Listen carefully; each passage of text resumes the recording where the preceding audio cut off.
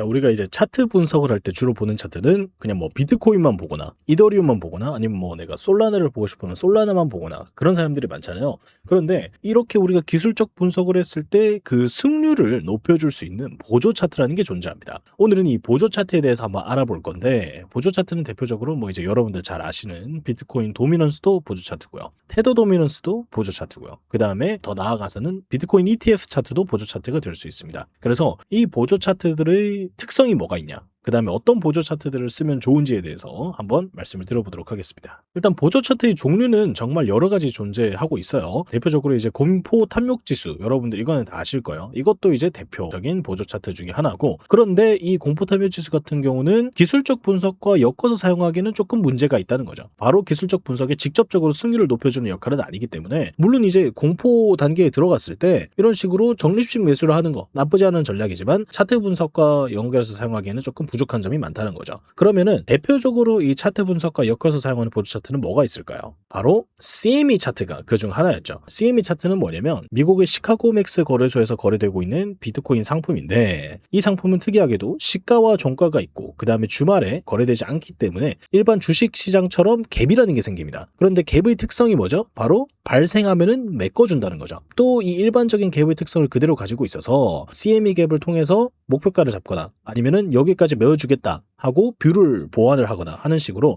기술적 분석의 참고용으로 사용하는 사람들이 굉장히 많았습니다. 그런데 문제는 뭐냐면 이 CME 갭이 이제 더 이상 유효하지 않다는 거죠. 이번 6월달 들어서 24시간 7일 거래가 되게 되면서 더 이상 예전처럼 갭이 생기지 않는다는 문제가 있습니다. 아직까지 남아있는 CME 갭은 73K 언저리에 위치해 있는데, 만약에 상승이 나와서 여기를 메꿔주게 된다면은 이제 더 이상 근처에 사용할 만한 CME 갭 자체가 없어지게 되죠. 그러면은 이 쏠쏠이 잘 써먹던 CME 갭이 없어지니까 이제 더 이상 갭을 못 쓰는 건가 생각하실 수도 있는데, 사실은 이 CME 갭의 대체제가 하나 있습니다. 바로 IBIT라는 차트인데, 이 IBIT라는 차트는 비트코인의 현물 ETF 차트입니다. 그냥 구글에 IBIT라고 검색하시면 들어와서 보실 수 있는데, 이 차트도 마찬가지로 ETF인 만큼 시가와 종가가 있고 주말 동안에 거래되지 않죠. 당연히 갭이 생기게 됩니다. 갭이 생기고 그 갭의 사용 방법도 그냥 일반적인 CME 갭, 주식 갭이랑 똑같아요. 그냥 이런 식으로 갭이 발생을 하면은 메꿔준다라는 맥락 자체가 완전히 똑같습니다. 1월달 급락이 나오면서 주봉 기준에서 이런 식으로 갭을 만들어줬는데, 반등이 나오면서 그 갭 자리를 완벽하게 채워주고 다시 하락으로 돌아선 것을 볼 수가 있죠. 그 다음에 2024년에는 급등이 나오면서 이렇게 갭 자리를 만들어줬는데, 그 갭 자리를 이번에도 역시나 이렇게 메꾸고 다시 상승으로 가준 모습을 볼 수가 있습니다. 자, 그런데 이제 CME 갭과의 차이점이라면요, 이 친구는 지금 우리가 갭을 주봉에서 보고 있다는 거예요. 일봉으로 내려가게 되면은 갭이 너무나 많이 생기기 때문에 사실상 써먹을 수 없는 수준이 되고요. 주봉으로 올라와야 쓸 수 있어요. 그래서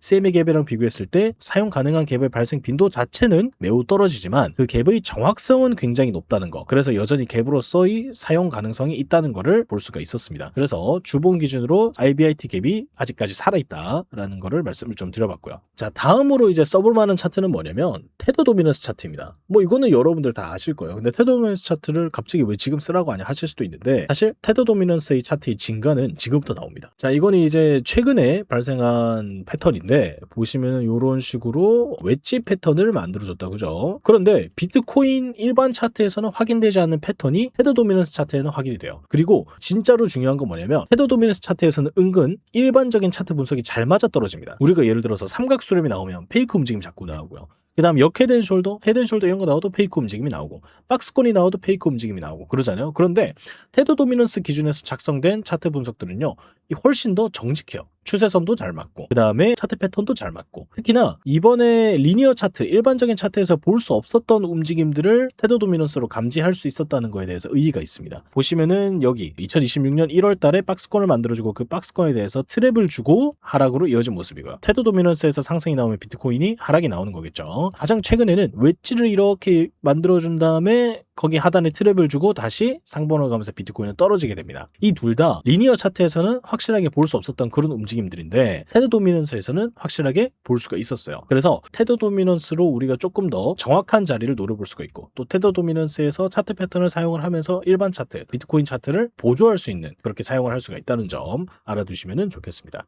자, 그리고 이제 이렇게 일반적인 차트 분석이 잘 맞는다는 거는 비트코인 도미넌스 차트도 동일한데요. 그냥 도미넌스 차트가 전체적으로 다 일반적인 차트 차트 분석이 굉장히 정직하게 잘 맞아 떨어지는 것 같아요. 지금 보시면은 박스권을 형성을 해주고 박스권 아래에서 지지받는 거 정직한 거 보이시죠? 그 다음에 박스권 아래에 대해서 트랩을 주고 올라오고 있으니까 박스권 라인 중단까지 가줄 수가 있겠다, 그죠? 그리고 여기서 맞고 또 저항 나오고. 그래서 만약에 내가 이제 알트코인을 사고 싶으면은 비트코인 도미넌스가 올라올 때까지 기다리다가 매수를 해보는 식으로 대응을 해보시면은 일반적으로 우리가 차트를 보고 대응을 하는 것보다 더 높은 승률을 보여줄 수 있을 것 같습니다. 자, 오늘은 보조 차트에 대해서 한번 알아봤는데 우리가 이제 일반 차트만 사용을 하는 것보다 보조 차트를 통해서 검산을 하고 한 번 더 2중, 3중으로 체크를 하면서 승률을 높이는 게 굉장히 중요하다고 생각이 돼요. 특히나 몇몇 개는 지금 치트키 수준이니까 한번 잘 보고 사용을 해보시면 좋을 것 같습니다. 오늘 강의는 여기까지 하고 종료하도록 하겠습니다. 유익하셨다면 댓글, 좋아요 한 번씩만 달아주시고요. 궁금하신 점은 댓글로 남겨주시면 다 대답을 해드리고 있습니다. 감사드립니다.